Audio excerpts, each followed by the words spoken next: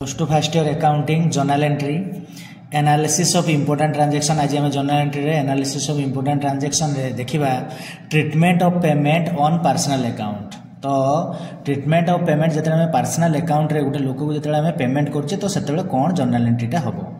When payment is made to a person against amount due to him, the personal account of the creditor should be debited and the cash account should be credited। कौन कहला जते बेले आमे काहाकू गोटे payment करू एवं काहे payment करू ना से हमको पैसा देई थाए एवं आमे ताको पेमेंट करू त माने फेरई दबू तो सेते बेले कोन हुए ना जो पर्सनल अकाउंट माने क्रेडिटर रो नाटा कोन हुए डेबिट हुए एवं पैसाटा कोन हुए क्रेडिट काहे कि ना आमे जर्नल एंट्री करछु तो मु जर्नल एंट्री करछु तो मु पैसा दउची तेनु जहाकू पैसा दउची जतले मु पैसाटा देबी सेते कोन हबो कैशटा रियल अकाउंट तेनु क्रेडिट हबो एवं जी पाइबो पर्सनल अकाउंट रे से डेबिट हबो। तो आमे गोटे एग्जांपल नैचो एठी paid ₹500 to Arun on account.